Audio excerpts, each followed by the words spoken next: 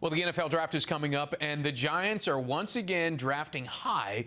But how will they build this roster through the draft? For more on that, we turn to the Giants beat writer from The Athletic, Dan Duggan. Dan, good to see you once again. The Giants clearly feel like they have their franchise quarterback in Daniel Jones, but Dave Gettleman loves the hog mollies, as he talks about, and taking, as a matter of fact, Dane Brugler on The Athletic has a new mock draft, and he has Gettleman taking one of those hog mollies in USC offensive lineman Elijah Vera-Tucker with the 11th pick. Offensive line is never a sexy pick, but do you agree with this thought process, or do you think that they might go in a different direction? I agree with Dane's thought process. I think that they would, maybe if someone slid like Rashawn Slater from Northwestern, maybe feel a little better about it. I don't know if the Giants agree with that thought process. You got to keep in mind, they used 3 draft picks on offensive linemen last year. Obviously, Andrew Thomas, number 4, 3rd-round pick on Matt Parrott, and a 5th-round pick on Shane Lemieux. So I think they look at it as like, we have some young guys with potential. We're going to let them grow. We don't need to use the 11th pick on someone who's going to come in and, supplant one of those guys because they have faith in them. Now, I think they'll probably add an offensive lineman at some point, probably on day 2.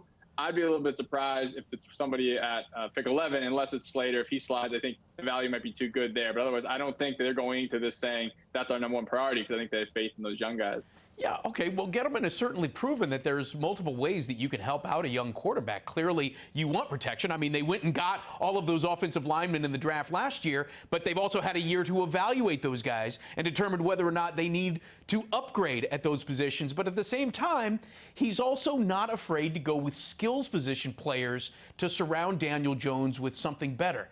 Do you see him looking closer into the skills position areas?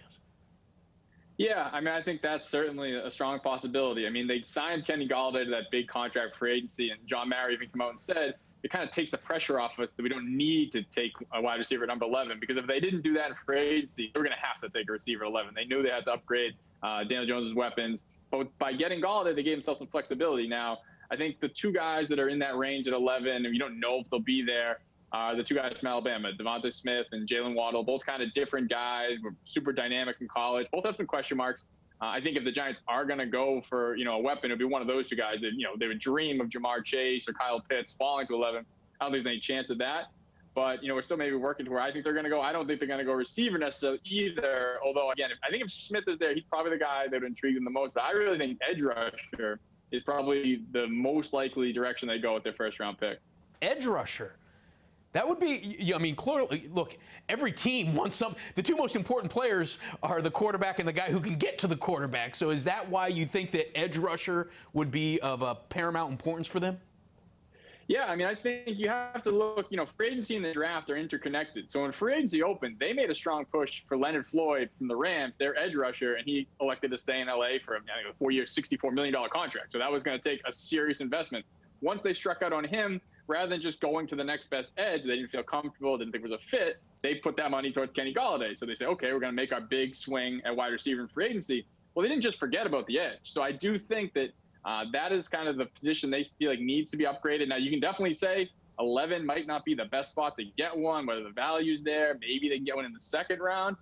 That's all obviously things they need to bat around in their war room. I'm sure they've been talking about it for weeks. But if you ask me today which way I think they're leaning, I think edge, and again, it's really just, it's breadcrumbs. No one's got. Dave Gettleman could call me right now and tell me who they're going to take at 11. I wouldn't believe him. So you have to sort of just piece the puzzle together, because you're not going to get a direct answer on what the team is going to do at this point. Okay, well, the Giants do have 6 picks in the draft, 3 in the first 2 days, 3 on the final day. Their picks are in the top 1/3 of the round.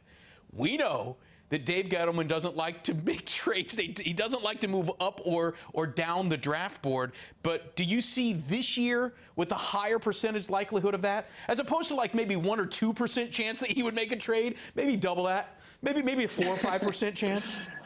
Right. I mean, he says every year that he wants to do it. Even he spoke on Thursday and he said, I've tried to do it in the past. Hasn't worked out. I mean, the proof is in the pudding. I mean, he's been on the clock something like 54 times and had never traded back. He has traded up a few times, most recently for DeAndre Baker at the end of the 1st round in 2019. And, we all know that didn't turn out very well. I don't know if that makes them a little gun shy there. No pun intended.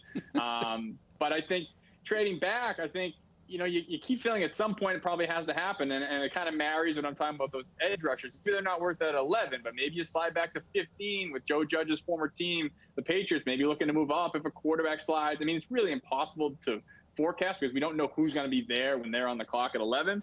But I do think, it is a realistic possibility. I think it would make a lot of sense if they really are honed in on edge rushers. You can probably drop back a few slots, pick up another day 2 pick, maybe pick up a pick in the 2022 draft. There's all sorts of benefits to doing that, especially if they're not locked in on a guy at 11. Okay, so talking about those day 2 picks, at this point, are they targeting certain positions, or are they better served to do the best player available routine and try to grab whoever could follow them? Yeah, well, I mean, I think every GM is going to say the best player available thing. They're not going to take a quarterback in the second round if he's the best player available. They're not going to take a running back most likely. You still factor in your roster. So obviously a big piece of it will be what they do in the first round. If they take a wide receiver, I'm not going to take a wide receiver in the second round. But I think there's like 3 positions that make sense in those first 2 rounds. That's wide receiver, that's edge rusher, and that's like an interior offensive lineman, like a guard. And that's why I don't necessarily think they go offensive line in the first round. I think that might be a sweet spot to get them at 42. You're probably going to get a productive college player who potentially can step in as a starter in day 1, or if nothing else, push, Will Hernandez, Shane Lemieux, and give you good depth if nothing else.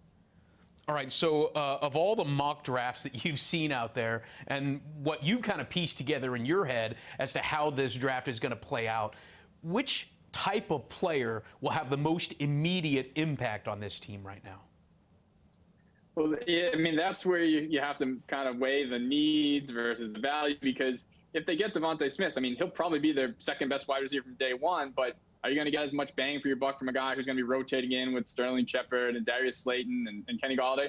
Or if you draft an edge rusher, he probably becomes your best edge rusher from day 1, and he's going to, be sort of the main man for your pass rush. If you draft an offensive lineman, he might step in at right guard and, play every single snap this season. So that's where it's such a juggling act for these GMs have to do, where it's value, it's need, it's, where our roster is.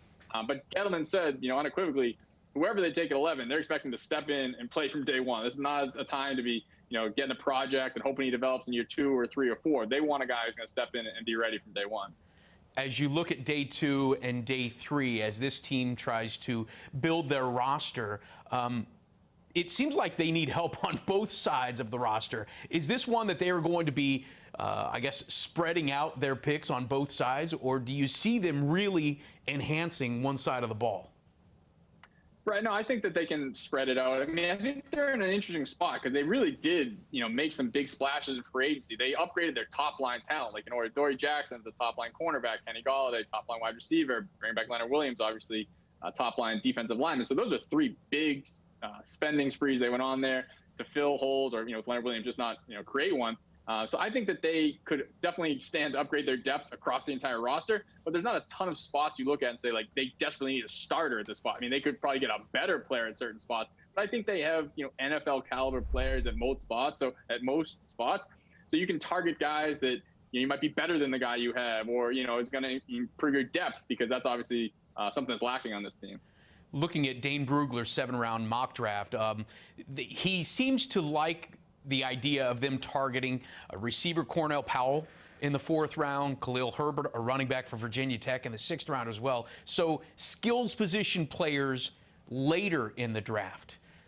Can that work out? Yeah, and that keeps going back to what we're talking about, the wide receiver. If they don't get one at 11, it's supposed to be a really deep year at wide receiver. So maybe they don't need to take one in the 2nd round. Maybe you can get a guy in the 3rd or 4th round just to, bolster that depth. And I don't think they can say, oh, we have Kenny Golladay, we're done. Like they're still, had the 31st ranked offense last year. They could use as many playmakers as they can get. Again, if it's a deeper class, yeah, maybe a guy in the 4th round can at least, step in and be a good depth piece and someone to develop. I think running back is a spot that they're definitely going to need to add some depth. Really, right now, they have Saquon, who's, coming back from a torn ACL, and Devontae Booker, really the only 2 NFL caliber running backs on the roster. You need to get some young, cheap legs in there just to provide some depth and grow as, hopefully Saquon's backup as he gets back. But I think, yeah, definitely, again, they have the 31st ranked offense in the league.